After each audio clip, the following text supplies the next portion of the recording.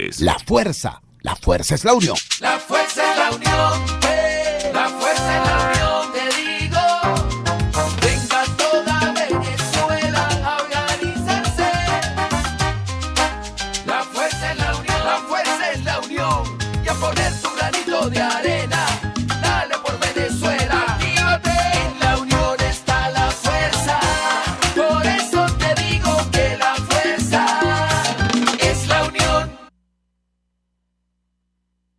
Este es su espacio, La Fuerza de la Unión, una figura abierta de la sociedad democrática venezolana para compartir con todos ustedes, más allá de cualquier distingo puntual, partidista o ideológico, la angustia, la preocupación, la justa indignación por lo que ocurre en nuestro país y también la certeza, la confianza, la esperanza de que trabajando juntos, de que remando unidos en la misma dirección, seremos capaces de construir la Venezuela de trabajo y de respeto, la Venezuela con alimentos y con medicinas, la Venezuela con democracia y con libertad, que todos necesitamos y que ciertamente todos merecemos. La Fuerza de la Unión es una presentación de frigoríficos NIS, El Placer de la Carne, ubicado en la planta baja del mercado municipal de Chacao. Es también una presentación de Supermercado Madrid, ubicado en la calle Páez de Chacao, diagonal a la Plaza Bolívar. Esta tarde del martes 17 de agosto está, por supuesto, llena de informaciones de naturaleza económica, de naturaleza política, de naturaleza social. Ninguna más importante que la que reseña la protesta enérgica que fue protagonizada hoy en la mañana por las madres del Hospital JM de Los Ríos y por los activistas ciudadanos que han acompañado a estas madres a lo largo de toda la travesía, de todo el calvario que significa buscar salud, buscar medicina, buscar el derecho a la vida, buscar justicia para los niños venezolanos. Entre esas organizaciones destaca Prepara Familia, que ha sido una organización rutera, que ha acompañado a lo largo de todo este trayecto a estas madres. Ayer nosotros decíamos acá en este programa, hablando del evento político en México, del diálogo político iniciado en México, decíamos, el rol de la sociedad civil no es estar pidiendo una silla en México por el amor de Dios.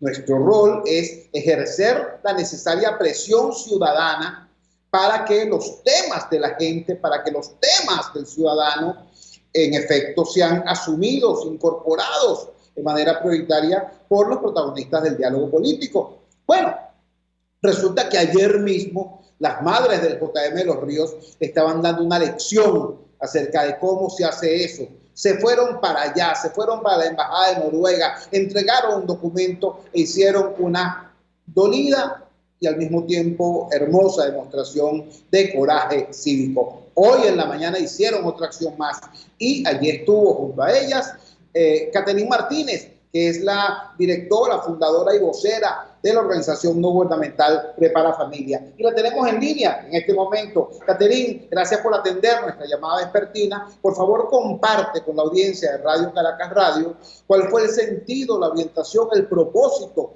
de estas actividades, tanto la de ayer como la de hoy. Buenas tardes, Catherine, te escuchamos. Hola, buenas tardes, Chugo. Gracias por la oportunidad, como siempre.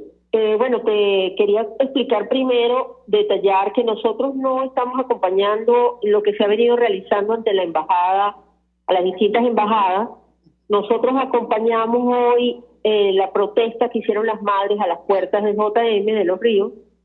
Fue una protesta como todas las que hemos hecho, realmente un cambio de paradigma, que es lo que se busca, que es que los niños, niñas, adolescentes sean titulares de sus derechos, que se les garantice de una manera integral su derecho a la salud, a la vida, a la alimentación, que es lo que siempre hemos estado exigiendo. Se lo exigimos al Estado, lo hemos exigido en muchas oportunidades, no solamente en protestas, sino en acciones concretas y también ante organismos internacionales, porque como ustedes saben, los niños, niñas, adolescentes de 14 servicios del hospital, entre ellos el servicio de nefrología, el servicio de hematología, están amparados por medidas cautelares ante la Comisión Interamericana de Derechos Humanos.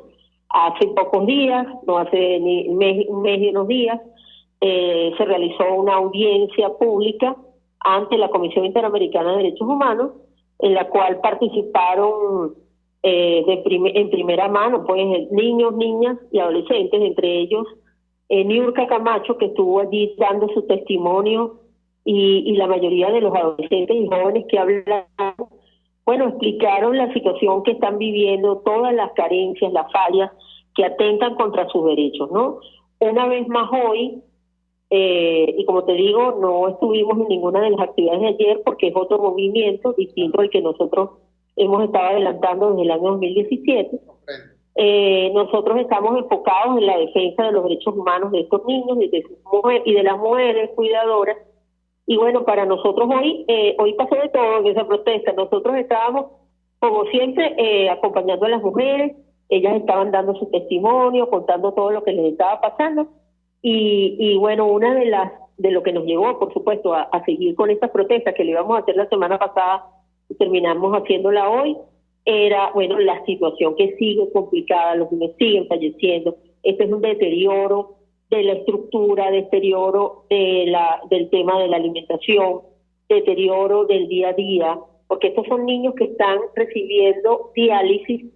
Es un proceso que es un proceso que en cualquier país del mundo es perentorio, es un lapso, es un tiempo previsto, porque luego a esos niños o a esas personas adultas se les realiza todo un estudio, un protocolo, para saber si ellos pueden ser candidatos a trasplante.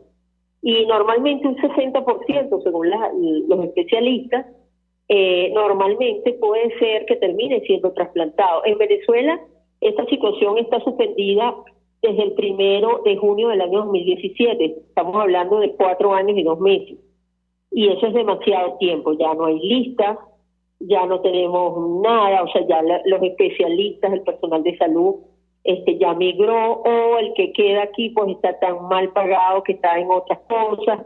Es muy lamentable todo lo que hemos visto, porque hemos visto cómo se ha ido destruyendo un programa que en Venezuela pues fue muy bueno, se aplicó de una manera muy bien, excelentemente, según nos dicen los especialistas, y luego entramos desde el año 2017 en esta situación tan terrible donde los niños y los adultos siguen dializándose sin esperanza, porque no hay la posibilidad de poderse hacer un protocolo de exámenes para saber si ellos pueden ser candidatos a un trasplante, no hay ningún tipo de garantía.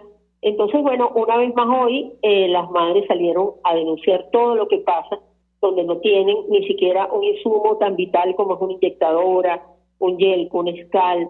Las madres del servicio de hematología tienen que hacerse transfusiones, entonces los niñitos y no tienen el equipo de transfusiones, tienen problemas para conseguir las plaquetas, ¿no? El Banco Municipal de Sangre está en una condición también complicada porque los hemoterapistas y el personal de salud, que está tan mal pagado en Venezuela, bueno, cada día hay menos, hay un déficit súper importante y muy grave, pues, de personal de salud, de enfermeras, de enfermeros, de médicos. Entonces, ante tantas situaciones, un deterioro tan grande, la muerte de Niurka, la muerte de Winder, ahora la muerte de Gianni, entonces, solamente en un servicio, 12 niños en un año, es demasiado, ni siquiera se ha terminado el año, y mira la situación que tenemos. Hoy estábamos allí, todos declarando, las madres, a distintos periodistas, y de repente llegó un autobús que transporta al personal directivo del hospital, y la persona que iba manejando, el chofer, ha entrado con el autobús en la acera donde estábamos todos nosotros allí. Fue una situación bien delicada, de verdad que tratando de criminalizar la protesta, de asustar, pero realmente nosotros continuamos allí, las mujeres, las familias, las organizaciones que estábamos nosotros acompañando, pero los periodistas, bueno, imagínate, indignados, igual las familias, las mujeres, había niños por allí que habían traído algunas madres. Entonces, mira, qué riesgo tan grande, ha podido pasar cualquier cosa. Entonces, no puede ser que se siga criminalizando la protesta. Las familias, las mujeres, tienen derecho a protestar, a decir lo que pasa, a denunciar la grave situación de emergencia que viven, y no puede ser que ahora pasen este tipo de cosas, que de verdad estamos en la puerta del principal hospital pediátrico del país. Y que prácticamente lo envistan a las personas que estábamos allí. De verdad que muy duro todo lo que pasamos hoy, y lo que pasa eso se queda corto para lo que pasa en las familias realmente todos los días, lo que pasa en los niños que no pueden movilizarse, que en el interior del país, en cualquier unidad pediátrica, pues no hay nada, Entonces, yo creo que lo que tenemos es que, denunciar esto que está ocurriendo, continuar en todos los escenarios para lograr no solamente la reactivación de los trasplantes, sino el cambio que necesitamos en el sistema de salud. La reactivación de los trasplantes viene de la mano con el respeto al derecho a la alimentación, al derecho a la vida, a que realmente los niños y las mujeres y las familias que están hospitalizadas o que tienen estas enfermedades crónicas sean respetadas y sus derechos humanos fundamentales realmente sean garantizados. Y eso es lo que no está ocurriendo, y por eso vamos a seguir insistiendo en la parte, no solamente en el tema de las protestas, sino también en materia de derechos humanos, en materia de exigibilidad. Catherine, te agradecemos vivamente que nos hayas dado esta información de primera mano, sobre todo en relación a ese intento absurdo y horrendo de embestir con un autobús una protesta de madres y de niños y de ciudadanos. Pues, una cosa absolutamente aberrante. Muchísimas gracias, Catherine, y gracias en nombre de tanta gente que te escucha y que admira el trabajo que hacen ustedes, que saben que sabemos que es más allá de una coyuntura, sabemos que es más allá de una manifestación, sabemos que es un trabajo, como decía yo al principio, un ruteo. Ustedes acompañan con una persistencia y con una fidelidad extrema realmente a las madres y a los niños que están enfrentando esta muy dura situación en el JF Los Ríos. Un gran abrazo, Catherine. Buenas tardes. Era Catherine Martínez, la directora general de Prepara Familia, organización de la sociedad civil que acompaña la lucha de las madres y de los niños del Hospital JM de Los Ríos. Ella nos aclara, y creo que es importante la precisión, que Prepara Familia como organización no está presente en estas diligencias que están haciendo las madres ante las diversas embajadas y que ayer las llevaron ante la embajada de Noruega. Creo que es importante hacer esta precisión, hacer pública esta precisión, esta distinción que hace la propia Catherine, porque pone de manifiesto, pone de relieve cómo la organización autónoma de las madres, cómo la organización autónoma de estas ciudadanas es capaz de estos niveles de organización, lucha y protesta. Cuando son las 6:14 de la tarde capitalina, vamos a la siguiente pausa comercial y ya regresamos con muchísimo más de La Fuerza. La Fuerza es la unión. Usted escucha Unidad, La Fuerza es la unión, con Chuo Torrealba por RCR 750 AM. Puedes seguirnos en nuestras redes sociales. En Twitter, @RCR750, la radio que se ve. Mis amigos, una empresa comprometida y responsable con su personal es una empresa segura, y Produzca es la compañía pionera en Venezuela que ofrece la mayor cantidad de equipos de comprobada calidad para garantizar la seguridad integral de toda la nómina industrial de cualquier empresa. El catálogo de Produzca es inmenso, todo tipo de guantes, cascos, accesorios y productos varios de protección para tu personal. Conoce más de Produzca en www.produzca.com. Produzca, seguridad en tu empresa de los pies a la cabeza. El que sabe de sabor sabe de saber que Del Corso es la clásica pastelería italiana de Caracas. Qué ricos sus dulces típicos tradicionales, como los auténticos cannoli, la sfogliatella o la cola de langosta, no tienen comparación. La pasta seca de almendras y chocolate o su gran variedad de tortas, cumpleaños, bodas, bautizos o comuniones, reuniones familiares o eventos corporativos. Teléfono 0212-941-1971. Pastelería Del Corso, la pastelería italiana por tradición y excelencia. Desde los sectores populares del país se escucha una clara señal. Es el radar de los barrios. Evelyn Martínez y la red de ciudadanos le invitan a identificar amenazas, ubicar soluciones y hacer seguimiento eficiente a las problemáticas de cada sector. Un espacio contra la polarización donde se construye de abajo hacia arriba y de adentro hacia afuera. El radar de los barrios, de lunes a viernes, a partir de las 10 de la mañana, solo por RCR 750 AM.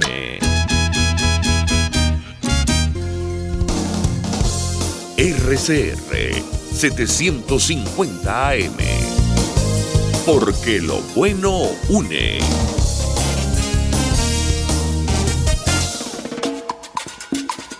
Opinión, ideas en debate. Usted escucha a Chuo Torrealba en Unidad. La fuerza es la unión por RCR. Regresamos a La Fuerza es la Unión y este retorno es con mucha satisfacción porque a mí en lo particular, no solamente como comunicador, sino como ciudadano, me agrada mucho presenciar cómo el tiempo pone las cosas en su justo lugar, cómo el tiempo y la historia termina dándole la razón a quien la tiene. Hace algunas semanas hubo un evento muy importante en nuestro país, la Asamblea Anual de Fedecámaras, en la que resultó electo el nuevo presidente de Fedecámaras, Carlos Fernández. En esa asamblea hubo una gran cantidad de elementos, de detalles muy importantes desde el punto de vista económico, desde el punto de vista social, desde el punto de vista político.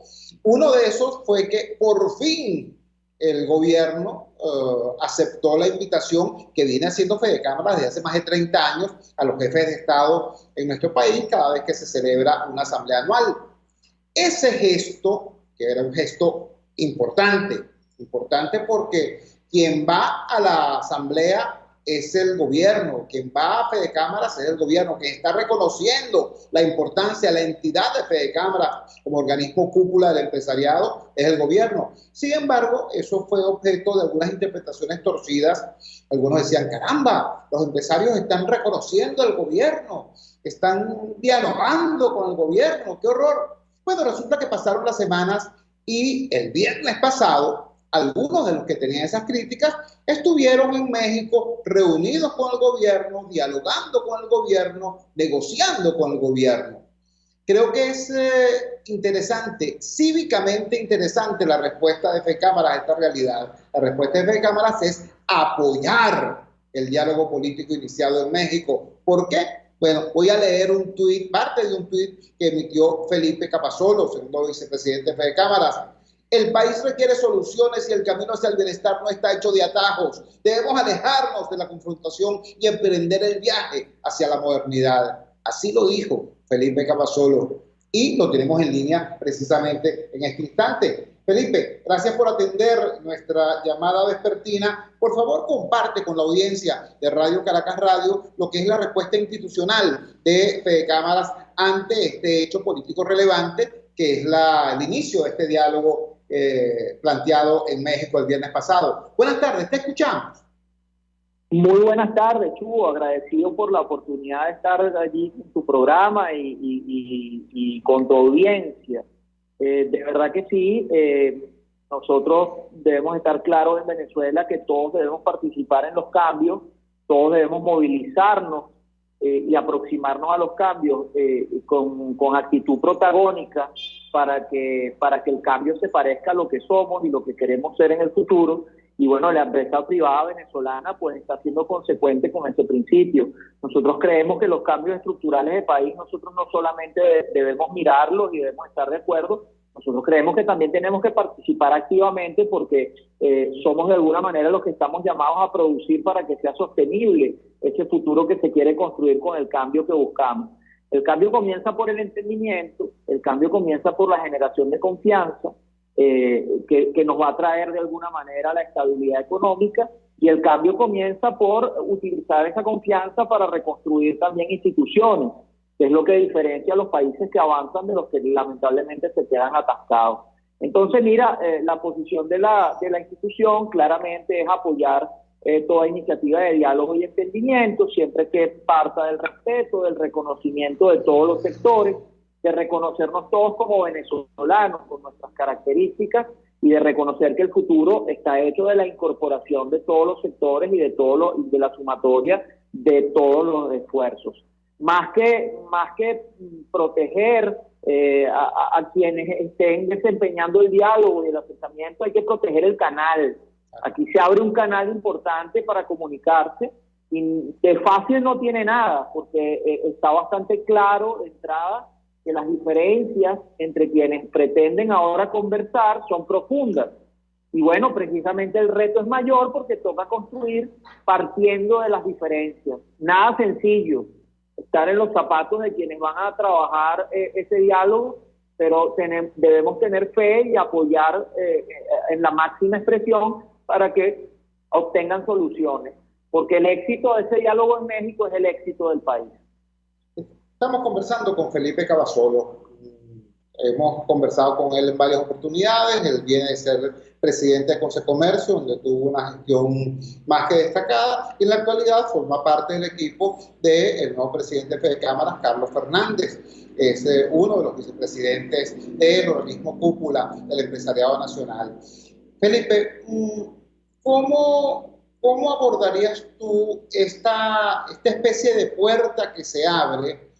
Ciertamente, el memorándum de entendimiento firmado el viernes pasado en México, de 7 puntos, solo uno daba protagonismo al tema económico y social, pero cuando define el tema de los procedimientos, nos dice también ese documento que está abierta la puerta para acuerdos parciales e incrementales.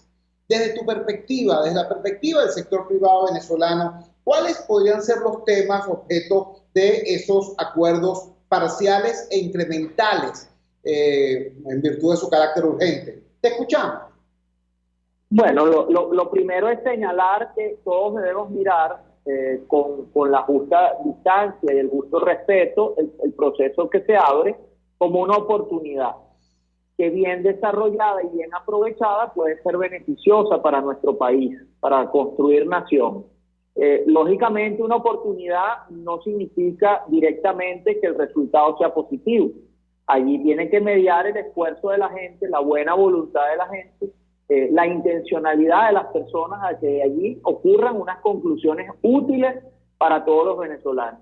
Y cuando me preguntas sobre lo más importante, indistintamente de que los puntos estén estructurados sobre la agenda política o la agenda económica, mira, yo sin titubear te voy a decir que lo único que importa es la gente.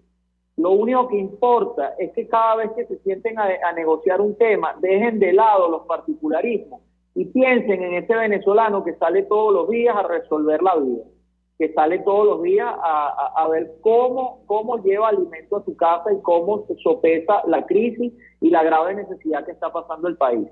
Si nos centramos en la gente y volvemos a pensar, como ha ocurrido tantas veces en la historia, como paso previo a los avances, volvemos a decir, lo más importante son las personas, lo más importante es nuestra gente, los venezolanos en este caso, eso va a fluir.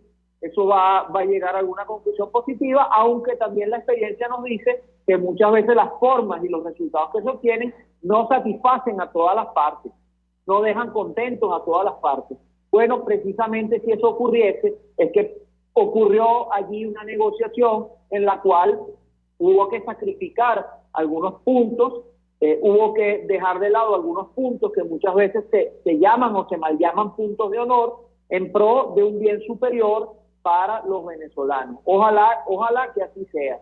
Y ojalá que todos los venezolanos estemos atentos a darle seguimiento a este proceso, porque también te puedo decir que responsablemente, si no se van a producir los resultados, si no se va a abordar con la seriedad y el respeto necesario, bueno, la historia y los venezolanos juzgaremos ese proceso como una pérdida de tiempo. Esperemos que no sea así. Estamos prestando todo el apoyo y tenemos toda la esperanza puesta en que el resultado sea positivo. Felipe, te agradecemos enormemente que nos hayas regalado estos minutos. Sabemos que estás en plena jornada de trabajo en el interior del país y has apartado, sin embargo, unos minutos para poder compartir con la audiencia de Radio Caracas Radio esta visión del empresariado venezolano, promoviendo el entendimiento, promoviendo la búsqueda de un destino común. Un gran abrazo y buenas tardes. Un abrazo, para mí siempre un gran honor estar con ustedes.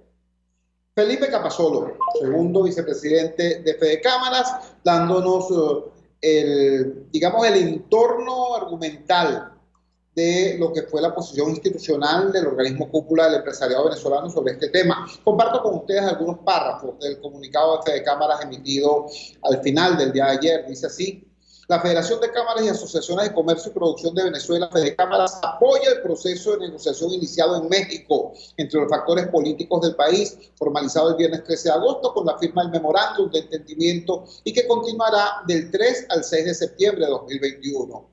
FEDECámaras confía en que la negociación y el diálogo generen acuerdos inclusivos, sustanciales y fructíferos, y tanto el proceso como el resultado deben procurarse con respeto, priorizando el interés nacional, garantizando soluciones a los graves problemas que tiene nuestra población. El país lo espera y lo exige. Aplaudimos el retorno a la política, entendida como una actividad al servicio del hombre. Reiteramos la necesidad de un acuerdo que genere la confianza requerida por los actores económicos nacionales e internacionales para una Venezuela productiva. El diálogo es un gran avance de la civilización. Por ello, seguiremos alentando cualquier iniciativa que promueva la resolución de conflictos a través de la negociación, no como una alternativa más, sino como la única opción para dirimir nuestras diferencias políticas y sociales en paz. Debemos reencontrarnos como nación. Como gremio empresarial, insistiremos en respaldar con determinación la superación de los problemas políticos para pasar a incluir en la agenda los temas sociales y económicos, junto a la discusión y construcción del modelo de desarrollo que queremos todos los venezolanos, un proyecto sugestivo de vida en común. Estos son algunos párrafos del comunicado que emitió FEDECámaras a propósito de esto. Yo quiero destacar, quiero subrayar, quiero felicitar y quiero que valoremos todos la seriedad de este comunicado y, por qué no decirlo, la nobleza implícita en el mismo. Reitero, hace pocas semanas, cuando se produce la asamblea anual de FEDECámaras, y hace presencia allí, respondiendo a la invitación formulada en el protocolo, la representante del gobierno de Maduro, la vicepresidenta Delcy Rodríguez, hubo algunas voces que se apresuraron no solamente a criticar, sino a condenar el hecho de que los empresarios venezolanos dialogaran con el gobierno. Hubo expresiones malsonantes, hubo expresiones despectivas, y muchas de esas expresiones malsonantes y despectivas salieron desde el entorno de eso que antes existía y que algunos llamaban gobierno interino. Bueno, resulta que pasan las semanas y el pasado viernes se reúnen los representantes del fulano gobierno interino. ¿Adivina con quién? Con Maduro, con los representantes de Maduro. No con Delcy, con su hermano, con Jorge Rodríguez, con Nicolásito Maduro, y con Héctor Rodríguez, representantes del gobierno de Maduro. Y por cierto, no fue una reunión entre el gobierno interino y el gobierno de facto, no. Fue una reunión entre el gobierno de la República Bolivariana de Venezuela, presidido por Nicolás Maduro, y una estructura que se denominó Plataforma Unitaria de la Oposición. ¿Qué estaban haciendo? Ellos sí, ahí sí, estaban reconociendo a Maduro como el único gobierno de este país. Ellos sí hicieron eso. Y la respuesta de FEDECámaras no es yo te lo dije. No. La respuesta de FEDECámaras es de una extrema civilidad. Es apoyamos ese proceso. Respaldamos ese proceso y deseamos éxito a ese proceso, porque el diálogo no le pertenece ni a los grupos políticos, ni a la sociedad civil, ni al gremio empresarial, ni al gobierno nacional. El diálogo es una conquista de la civilización y es el recurso fundamental para poder resolver nuestros problemas en paz y por la paz. Y en función de eso, repito, el sector privado, en vez de devolver los comentarios malintencionados, la sorna, la burla o la agresión, dicen, los felicitamos, porque si ese diálogo tiene éxito, el país tiene éxito. Bueno, yo creo que precisamente esa, debe ser la actitud. Cuando son las 6:31 de la tarde capitalina, vamos a la siguiente pausa comercial y ya regresamos con muchísimo más de La Fuerza. La fuerza es la unión. Les estamos presentando Unidad, la fuerza es la unión, solo por RCR 750 AM. Puedes seguirnos en nuestras redes sociales. En Twitter, @RCR750, la radio que se ve. En tiempos de pandemia, la solución más efectiva es un concentrador de oxígeno, porque ofrece un suministro infinito de oxígeno. No necesita recargas. Además, aplica dosis de oxígeno según el pulso del paciente. Contáctenos 0412-030-9150. RCR 750 AM. Porque lo bueno une. Les saluda Andrés Velázquez y los invito cada miércoles a sintonizar un programa que aborda de cerca la actualidad política y social del país. Contigo, Andrés Velázquez. No te lo pierdas. Contigo, Andrés Velázquez, solo por RCR 750, la radio que se ve. Les estamos presentando Unidad, la fuerza es la unión, solo por RCR 750 AM. Regresamos a La Fuerza es la Unión y lo hacemos con un tema que nos duele en lo personal, nos duele cada vez que vemos a gente que hace del servicio no solamente un trabajo, sino una vocación y un apostolado. Y la recompensa que reciben es el maltrato. Eso ocurre, por ejemplo, con los bomberos. Eso ocurre, por ejemplo, con Protección Civil. Y eso ocurre con los guardaparques. Los guardaparques son un personal, por cierto, de altísima calificación, que reciben un sueldo miserable, que le quitaron el seguro médico, que trabajaban prácticamente desnudos, porque ni uniformes tenían.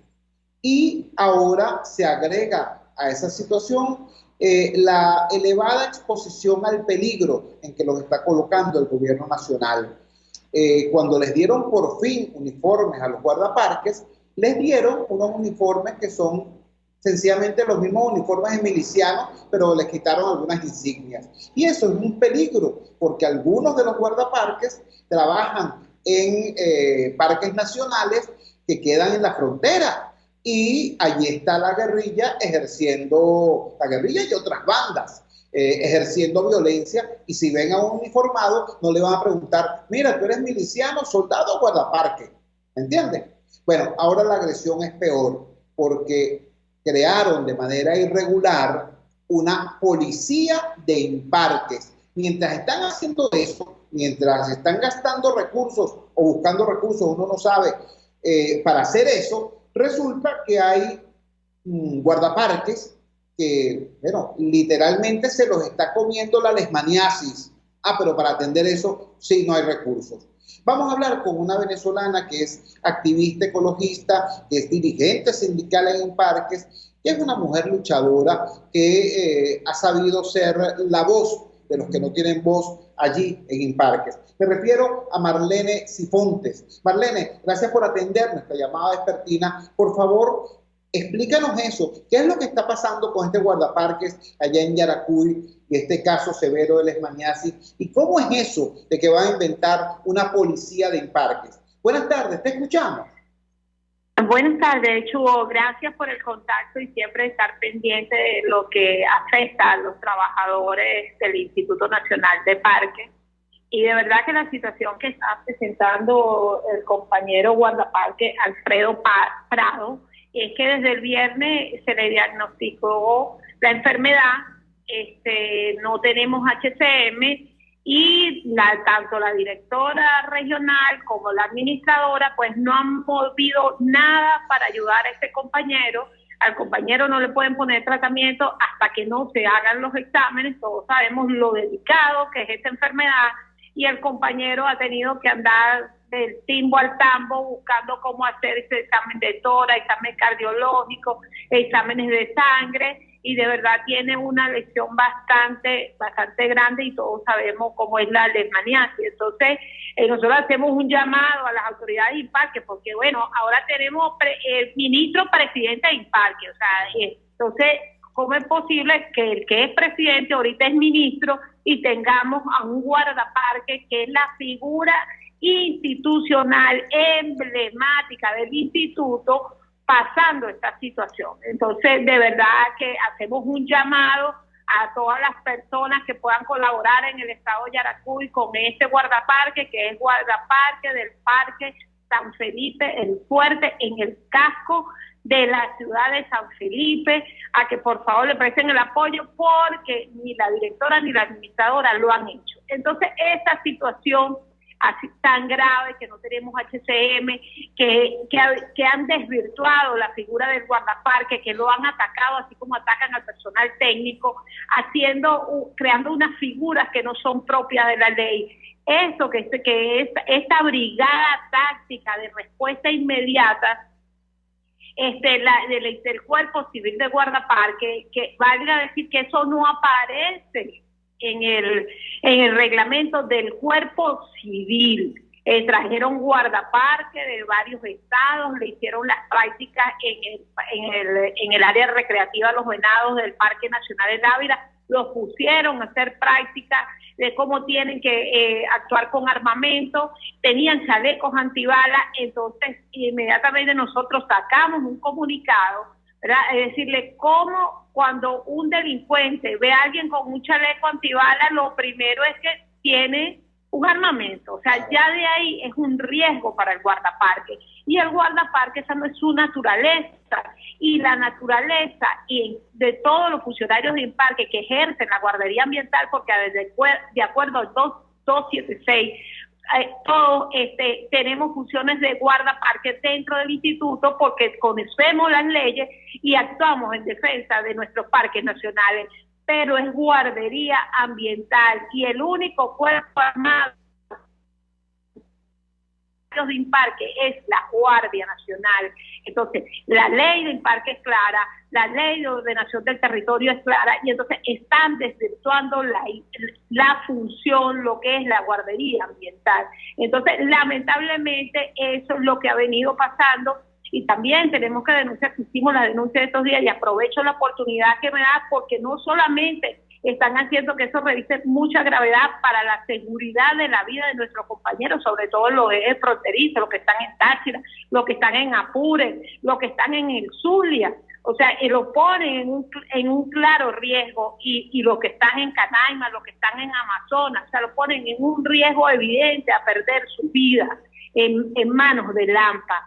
Pero también vemos la situación que crean en el instituto, en el Cuerpo Civil de Guardaparque, bueno, que al mejor estilo del fascismo, crean un comisario político que se dice ser el consultor jurídico del Cuerpo Civil de Guardaparque, que cargo que tampoco existe, y lo que llaman es para un curso, y es para hacerle amedrentamiento a los guardaparques, para amenazar, para decirle que no tienen derecho a la sindicalización, para decirle que no tienen derecho a afiliarse a ningún sindicato, que no tienen derecho ni siquiera a la ley del trabajo, porque ellos se rigen por el reglamento.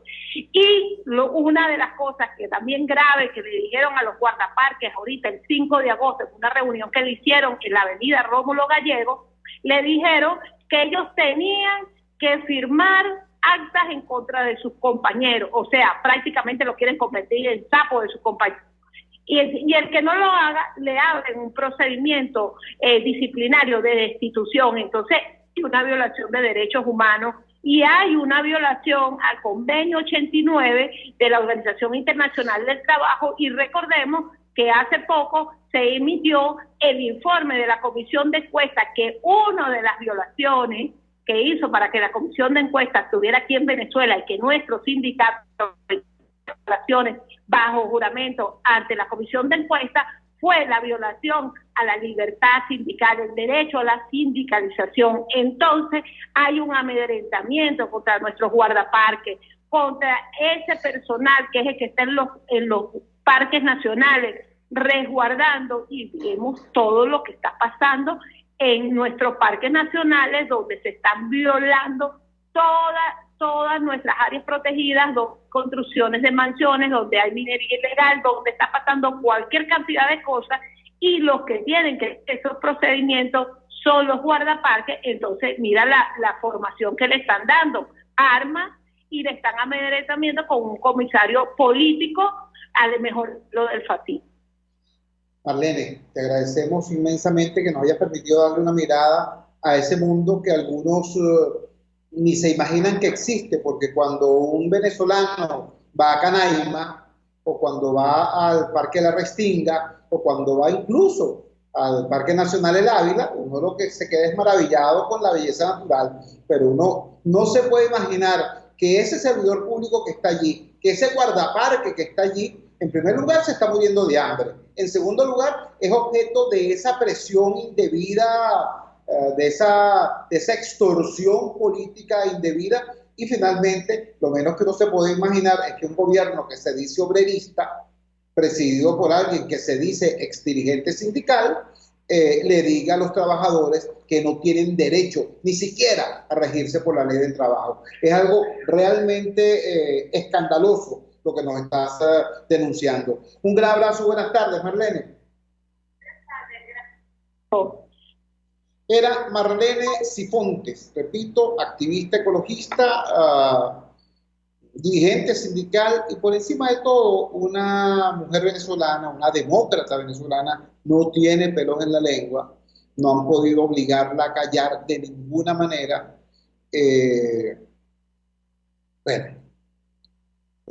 Han tratado de reducirla hasta por hambre, ¿no?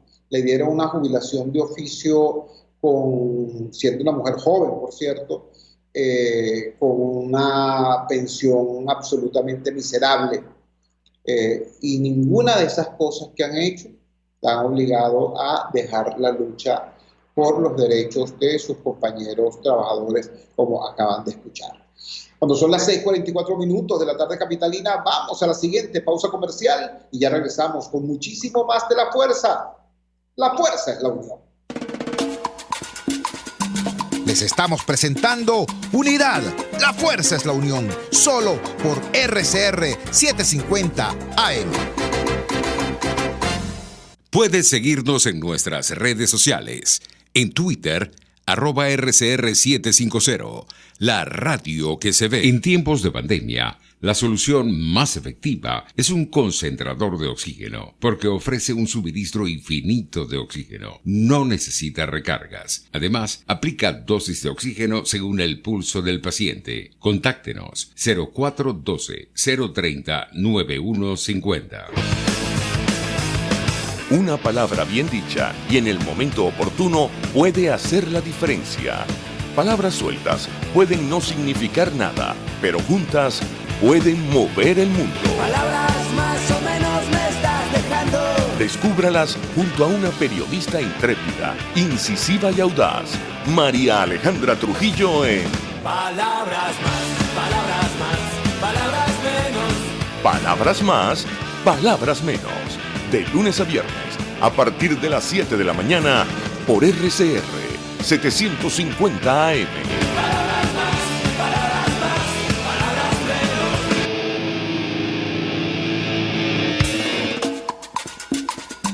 menos. Amanece con la fuerza de un país que quiere cambio. Chuo Torrealba está al aire en Unidad. La fuerza es la unión. 482-9750 y @Chuo Torrealba por RCR. A la fuerza de la unión y lo hacemos con un tema que ya abordamos el día de ayer, pero que sigue conmocionando la opinión pública mundial, sigue conmoviendo a la opinión pública planetaria, y en el caso nuestro en particular sigue llenándonos de preocupación, porque si bien lo que está ocurriendo en Afganistán tiene coordenadas culturales, geopolíticas muy específicas, si bien la realidad de Venezuela y la realidad de Afganistán son procesos muy diferentes, hay algunas similitudes que preocupan. Hoy, un distinguido científico venezolano, Vladimiro Mujica, publicó un artículo en el diario El Nacional precisamente sobre este tema. ¿Qué lecciones se pueden sacar de lo que está ocurriendo en Afganistán? Por ese motivo lo ubicamos. Él se encuentra en Alemania Lo ubicamos, él es, repito, un destacado científico, él está trabajando en un área de investigación de punta, la nanotecnología, es profesor residente e invitado de varias universidades muy prestigiosas y lo logramos ubicar en Alemania, en Dresden, y nos regaló una entrevista que de inmediato comparto con ustedes.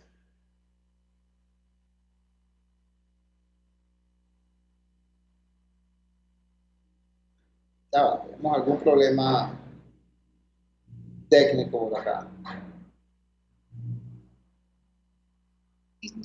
En la diáspora venezolana, en diversas organizaciones defensoras de los derechos humanos y promotoras del cambio político en nuestro país. Hoy publicó Vladimiro Mujica en El Nacional, en su versión electrónica, por supuesto, un importante artículo sobre qué lecciones podemos sacar los venezolanos de estos trágicos sucesos en Afganistán. Pero creo que es mejor que sea el mismo Vladimiro quien nos explique cuál es su visión de eso. Vladimiro, gracias por atender nuestra llamada vespertina. Por favor, comparte con la audiencia de Radio Caracas Radio qué lección podemos extraer los venezolanos de esta tragedia mundial que significan los hechos en Afganistán. Te escuchamos. Mira, bueno, Chugo, lo primero, darte las gracias por la invitación para estar contigo y con tu audiencia. Siempre es un placer estar contigo en este programa y en los otros espacios que tú tienes. Yo lo que quería transmitir, y es un poco lo que pretende el artículo, es una reflexión que, sin hacer analogías que no vienen al caso, porque la situación de la situación venezolana, se pregunta qué tenemos nosotros que aprender de esto, porque lo que ocurrió en este momento en Afganistán, y yo no había escuchado las declaraciones del presidente Biden de ayer. Yo escribí el artículo antes de las declaraciones de Biden, y es muy claro que lo que ocurrió allí es que el país terminó por no ser de más interés estratégico para los Estados Unidos y para la OTAN. Es decir, que se tomó una decisión basada estrictamente en el argumento, en el interés, de las potencias importantes que estaban detrás de eso. Y al hacerlo, se generó una situación política brutal, que es lo que estamos viendo en las imágenes de Afganistán.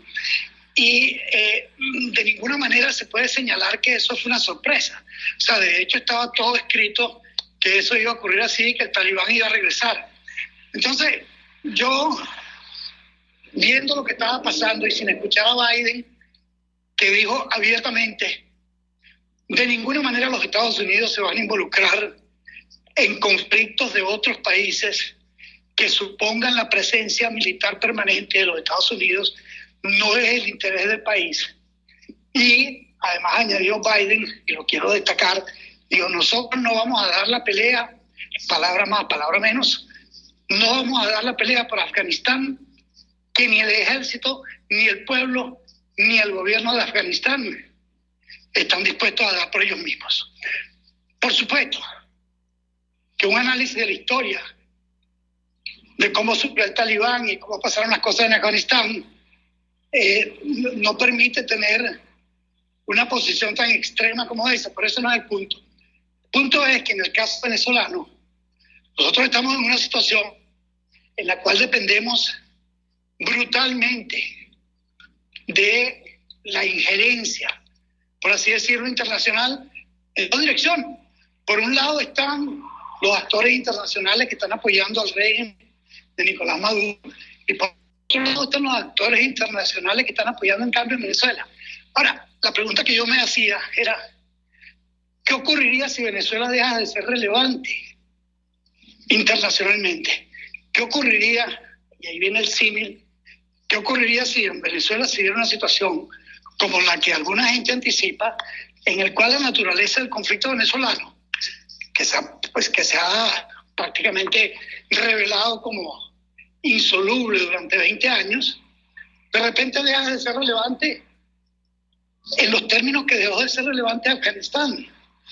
Entonces, eso nos pondría a nosotros en una situación extremadamente delicada. Uno podría preguntarse, ¿Eso es imposible? No, eso no es imposible, porque hay muchas maneras de dejar de ser relevante en términos internacionales. Entonces, para no agarrarme todo el espacio y dejarte a ti otro espacio para preguntas, eso es un poco lo que yo intenté señalar pues, como experiencia, como aprendizaje pedagógico en ese artículo. Estamos conversando, repito, con el científico venezolano Vladimiro Mujica, y él es, además de científico y profesor invitado en prestigiosas universidades de diversas partes del mundo, él es un activista ciudadano en la diáspora venezolana. Por eso esta entrevista, en razón también de su artículo publicado hoy en el Diario El Nacional sobre qué lecciones podemos extraer los venezolanos de lo ocurrido en Afganistán. Vladimiro, compartiendo contigo que las realidades son muy distintas y muy distantes y que hacer analogías fáciles sería grosero y sería poco útil. Sin embargo, sí hay un dato relevante que podemos decir que algo hay de parecido. Durante 20 años, los señores de la guerra en Afganistán fueron incapaces de unirse para hacer un frente común contra el Talibán, por una parte, y por otra parte, el gobierno democrático de Afganistán, afincado sobre los señores de la guerra, que por cierto estaban muy desprestigiados por los vicios y corruptelas que son inherentes a sus antiguas prácticas, no concitaban apoyo social. ¿De qué manera nosotros podemos aprender algo de eso? Es decir, ¿de qué manera podemos nosotros también asumir que tenemos 22 años de lucha contra un proyecto totalitario y no hemos sido capaces de aprender que la unidad no solamente es un tema propagandístico, sino que es un valor estratégico? ¿Cómo hacer para aprender eso antes de que pasen otros 20 años? Bueno, yo creo que tú lo estás prácticamente resumiendo de manera muy clara. El tema, lo que le dijo Biden a las fuerzas afganas, al ejército, a la propia población y al gobierno fue: ustedes no han sido capaces de dar la pelea por su país. Ahora, en el caso de Venezuela, nosotros tenemos mucha gente que ha dado la pelea por su país y que inclusive ha dado la vida y la libertad. Pero hay un punto demasiado importante, que es que la oposición democrática ha sido incapaz de dejar de lado sus diferencias para atender las necesidades de enfrentarse a un proyecto político autoritario que en este momento, lejos de estar debilitado, tiene muchísima fortaleza. Entonces uno se pregunta, ¿qué es lo que tiene que ocurrir para que nosotros entendamos que los adversarios no los tenemos al lado nuestro, sino enfrente nuestro? Y eso no quiere decir una posición belicista ni nada por el estilo. Quiere decir una posición de brutal realismo. Nosotros, como país, no podemos salir solos de este conflicto. Necesitamos el apoyo internacional. Pero a su vez, el ir desunidos a esta pelea, a este conflicto, es absolutamente indefendible.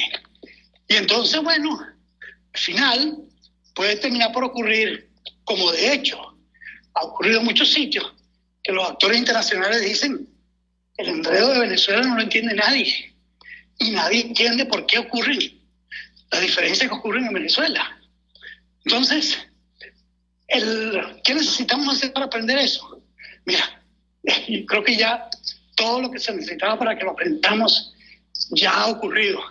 Simplemente nosotros tenemos que examinar con humildad y con valentía y decir qué es lo que es necesario de poner y qué es lo que es necesario de superar esta situación de estancamiento frustrante, donde tú presumiblemente tienes el 80% de la población en contra del gobierno, digo presumiblemente, y no ser capaces de catalizar el cambio que hay que catalizar en Venezuela. Y cada vez nos exponemos a una situación más difícil, cada vez nos exponemos a una situación más compleja, donde nuestros aliados entienden mucho menos qué es lo que se pretende hacer en el caso venezolano. Estamos conversando, repito, con Vladimiro Mujica. Vladimiro Mujica hoy se encuentra en el exterior, es un científico venezolano, está trabajando en diversos proyectos de investigación de punta en el área de nanotecnología.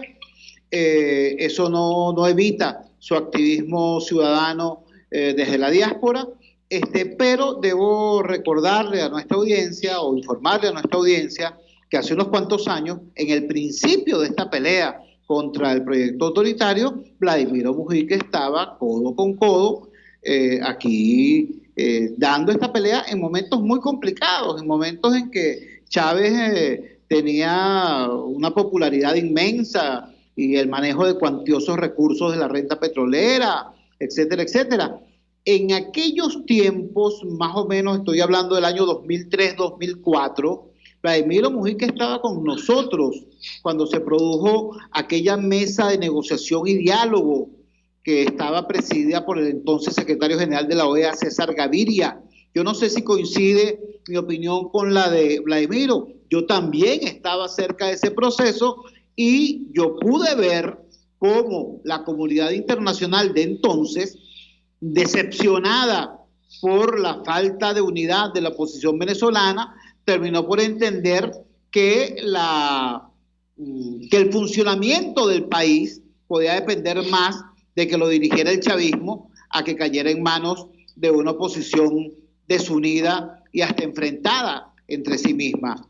¿Crees tú que una variante de esa situación podría quejarnos en el presente o en el futuro inmediato?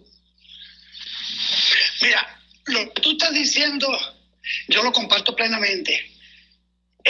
Y ahora tenemos que añadir esto, y que es una cosa tremendamente frustrante, que nosotros nos podemos estar enfrentando perfectamente a una situación, lo que yo he llamado el modelo chino para Venezuela, que es que se estabilice un poco la economía, empiezan a llegar grandes capitales que están dispuestos a convivir con el estilo autoritario, corrupto, populista, que está en Venezuela, y que la comunidad internacional diga, eso es lo que conviene, porque la oposición no está en condiciones de dirigir el proceso que hay que dirigir, y hay que quitarle la presión a Colombia, hay que quitarle la presión a Brasil, a Perú, a Ecuador, a Chile, a Argentina, de los venezolanos.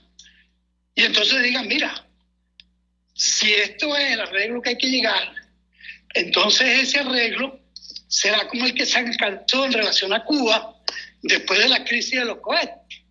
Cuando los Estados Unidos le dieron a la Unión Soviética, no queremos cohetes en Cuba, y la Unión Soviética les dijo, no queremos que interfieran con nuestra influencia en Cuba. Entonces nosotros nos estamos enfrentando realmente a la posibilidad de un esquema chino en Venezuela. Esa es mi opinión. Alguna gente quizás opina otra cosa. Y eso es gravísimo, porque eso lo que significa es economía mejor en medio de un esquema autoritario. Es decir, la entronización per sécula del esquema populista autoritario del chavismo y sus herederos del madurismo. Es un riesgo utópico, no lo es en lo más mínimo.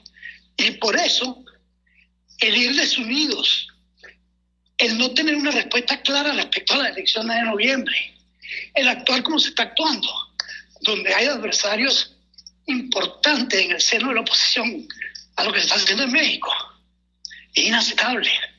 Es sencillamente inaceptable.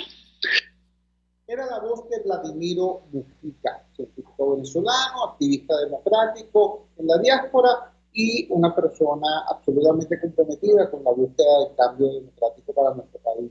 Dice, tenemos un peligro cierto, tenemos el peligro de que se entronice el proyecto autoritario, tenemos el peligro de que se produzca acá un cambio en la situación donde cambie, por ejemplo, la economía para bien en el marco de un esquema políticamente autoritario y socialmente militarista. Eso es lo que él llama un esquema chino. Ese peligro está. ¿Cómo se evita? Bueno, si tuviéramos oposición. Digo, si tuviéramos oposición, porque si no está unida, no califica. Si no está unida, no es ni la sombra de la opción de poder que fuimos al 2015. Eso es lo que nos plantea este venezolano como nosotros, angustiado como nosotros, y a la luz de lo que acaba de ocurrir en Afganistán, dice, ajá, vieron ustedes, no solamente Estados Unidos, no es Biden, ¿vale? Es Estados Unidos. Ni siquiera es el gobierno, es la sociedad norteamericana que no quiere que sus hijos sigan muriendo en una guerra que ya tiene 20 años. ¿Entienden? Y los socios de la OTAN también retirando sus soldados. ¿Por qué? Porque esa situación allí dejó de ser prioritaria. ¿Qué nos está alertando Vladimir Mujica? Bueno, que la crisis venezolana le puede pasar lo mismo y que nuevamente podemos caer en una situación en que la lucha de los venezolanos por la libertad y la democracia deje de importarle al mundo. ¿A causa de qué? Bueno, de que tengamos una dirección opositora que demuestre en los hechos que no es capaz de tumbar al gobierno, de enfrentar al gobierno, de derrotar al gobierno, es que no es capaz ni de ponerse de acuerdo entre ellas. Ese es el planteamiento que nos va a hacer Vladimir Mujica, simplemente llamando a la reflexión. Cuando son las 7:03 de la noche capitalina, nos despedimos. Trabajamos por ustedes en la dirección general de la emisora Jaime Nestares. Al frente de los controles estuvo Víctor Mejía. Habló para ustedes su amigo, comunicador popular, activista social, ciudadano en lucha por la democracia y por la libertad, Jesús Chua Torrealba. Ahora más que nunca, fuerza Venezuela, porque la fuerza es la unión. La fuerza es la unión fue una presentación de frigoríficos NIS El Placer de la Carne, ubicado en la planta baja del Mercado Municipal de Chacao. También fue una presentación del Supermercado Madrid, ubicado en la calle Paz de Chacao, diagonal a la Plaza Bolívar. Cuídense muchísimo. Muy buenas noches. Nos encontramos mañana, si Dios quiere.